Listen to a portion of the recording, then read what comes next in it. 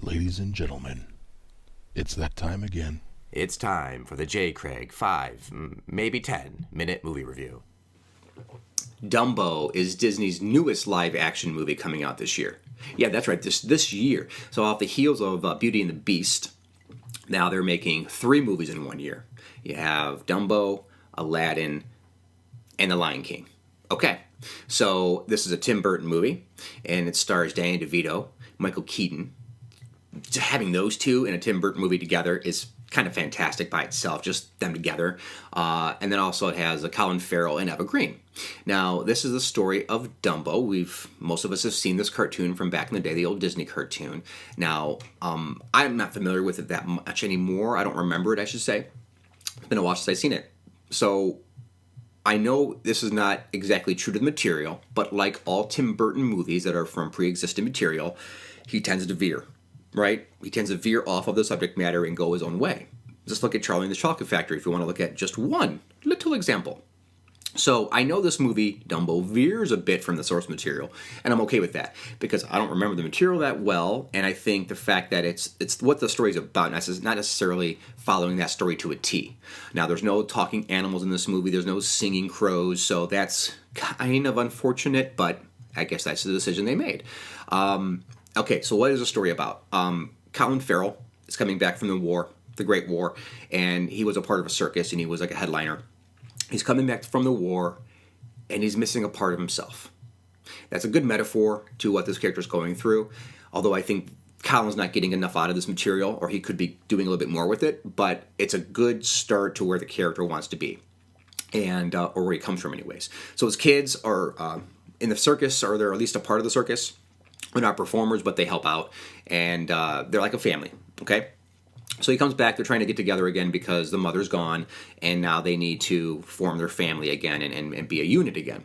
Danny DeVito plays a ringmaster, and he finds Dumbo with the ears to be repulsive and sends the mother away, doesn't want anything to do with the baby elephant, but tries to hide the ears because he needs to get the money from this thing.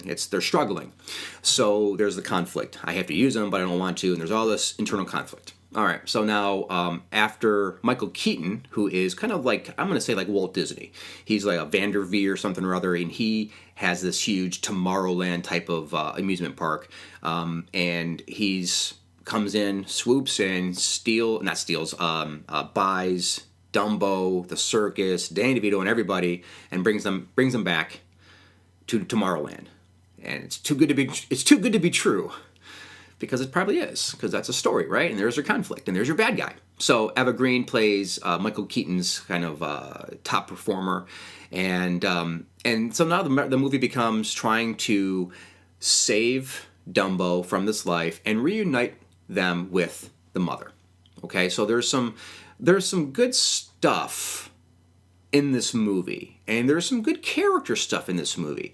I think they could have went deeper with it, but with the 2-hour limit, I don't know how they would have got that, so I think it's just a choicing on what they did or how they could have got this out of these characters, but there's more they could have done with this. Everyone has somewhat of an arc, which I guess I'm okay with, since they did try that. I think they could have been a little bit better.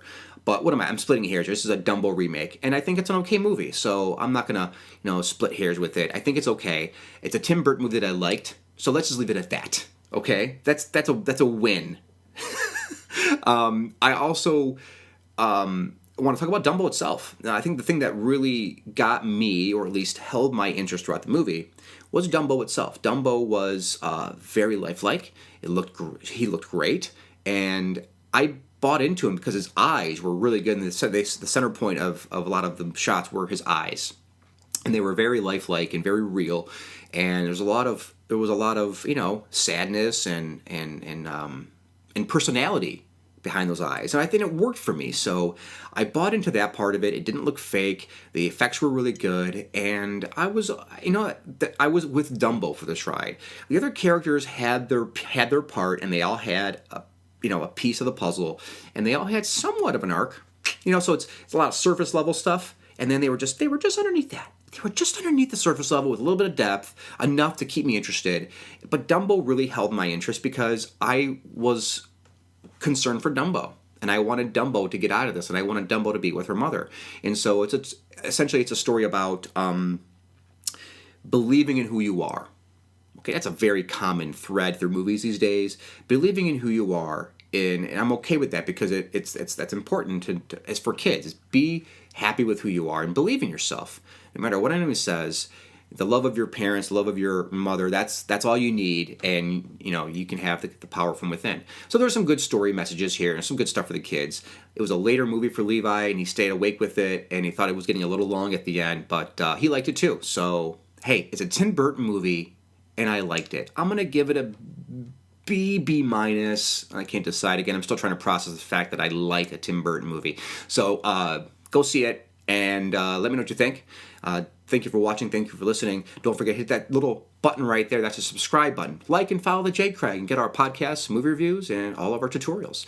Thanks for watching. Thanks for listening, and go see the movie.